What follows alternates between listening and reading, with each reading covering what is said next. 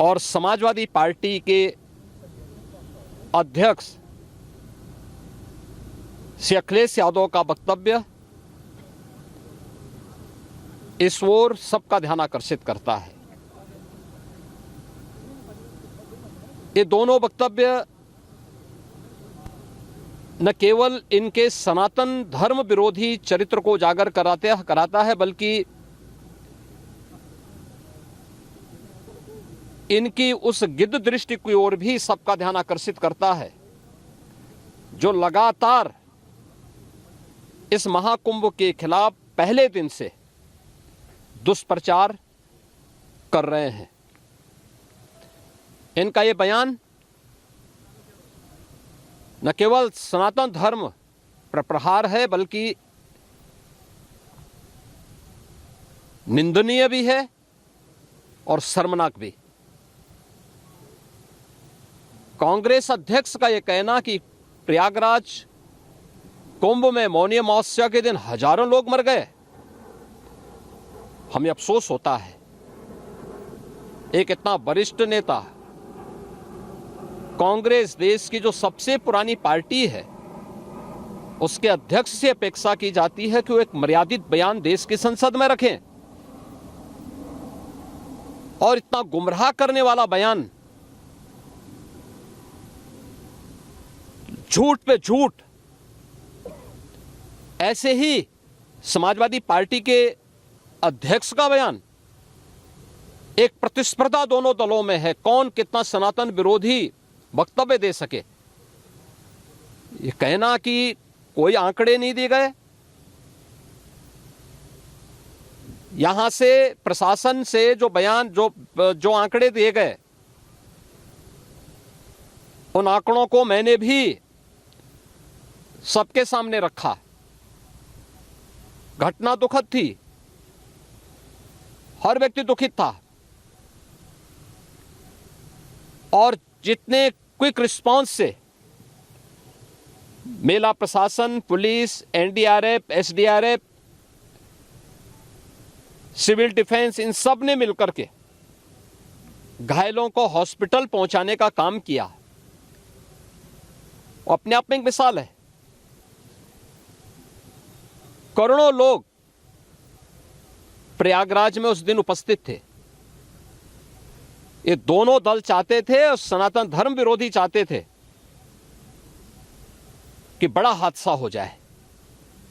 हमारी पहली प्राथमिकता थी कि किसी भी स्थिति में इसको हम जीरो हादसे तक लेके जाएं, लेकिन दुर्भाग्यपूर्ण तरीके से एक घटना घटित हुई।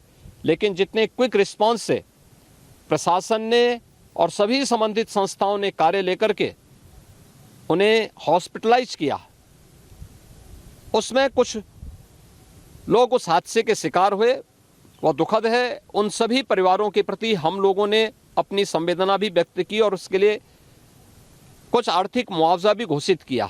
यद्यपि किसी व्यक्ति की कमी मुआवजे से नहीं हो सकती, लेकिन तब भी हम लोगों ने एक प्रयास किया, घायलों का प्रॉपर उपचार कराया। वे सभी घायल आज भी कुछ प्रयागराज मेडिकल कॉलेज में हैं, बाकी अपने परिवार के सदस्यों के साथ चले गए हैं। मैंने भी, मेरे साथ मेरे मंत्रियों ने भी, प्रशासन ने भी, प्रदेश के मुख्य सचिव ने भी, प्रदेश के डीजीपी ने भी उन सभी लोगों से मुलाकात की थी। और मैं तो देखकर बहुत चौंक था कि जो लोग प्रयागराज मेडिकल कॉलेज में भर्ती थे, जब मेरी उनसे बातचीत हो रही थी, तो उनमें से सभी लोग ये कहा, उनके द्वारा कहा जा रहा, साहब व्यवस्था में खामी नहीं, लेकिन हमारी किस्मत है या फिर ऐसी स्थिति पैदा हुई। और उनके सभी पहलुओं को लेकर के सरकार भी जांच करा रही है और उसके लिए एक न्यायिक कमीशन भी हमने तत्काल गठित किया है। लेकिन हमारी पहली प्राथमिकता थी कि जो ये लगभग 8 से 9 करोड़ लोग प्रयागराज में उपस्थित हैं, इन्हें सुरक्षित उनके घरों के लिए वापस भेजना। इन दोनों दलों और सनातन धर्म विरोधी उन सभी लोगों के वक्तव्य, जो लोग ये गुमराह करने वाले वक्तव्य दे रहे हैं कि लाखों लोगों ने स्नान नहीं किया, सरासर गुमराह करने वाला है। ये वक्तव्य देना कि कोई अमृत स्नान या साय स्नान नहीं हुआ, ये भी गुमराह करने वाला वक्तव्य है और सनातन धर्म की अवमानना ही नहीं, बदनाम करने की साजिश का एक हिस्सा है। कोई परंपरा बाधित नहीं हुई। मौनी अमावस्या का स्नान पहले दिन सायंकाल 7:30 बजे से प्रारंभ हो गया था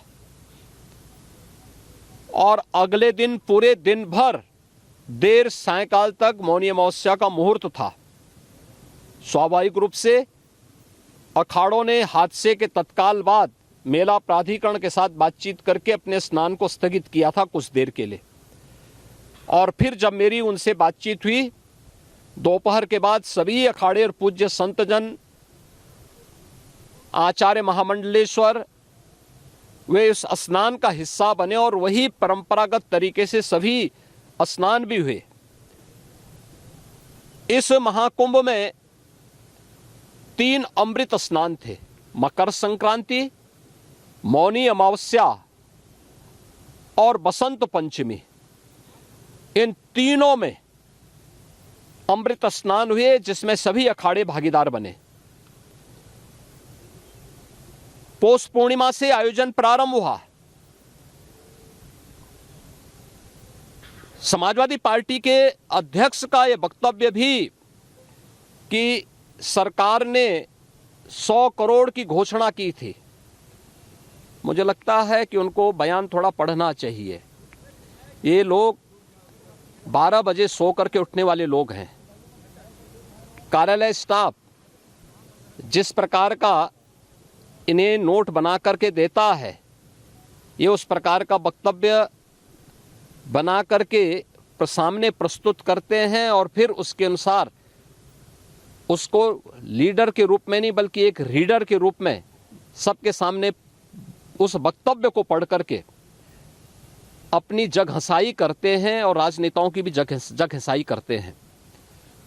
यही स्थिति इन्होंने, मैंने बार बार कहा कि महाकुंभ में 40 से 45 करोड़ श्रद्धालु इस पूरे महाकुंभ के आयोजन में भागीदार बनेंगे।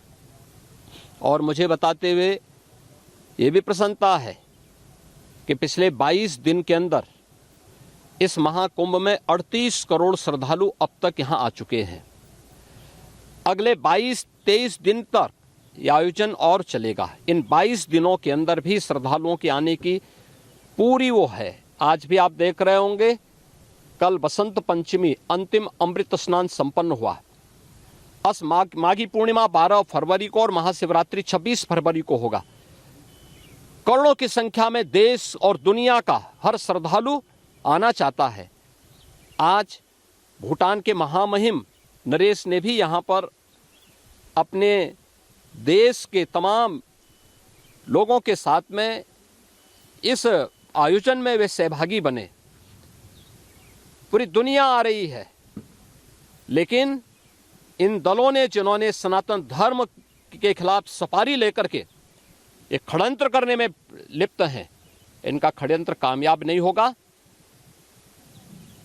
29 जनवरी के हादसे की तह में हम लोग जाएंगे, षड्यंत्रकारियों को बेनकाब करेंगे और उन्हें सजा कैसे दिलाई जाती है यह आपने उत्तर प्रदेश के अंदर पिछले 8 वर्ष के अंदर देखा होगा।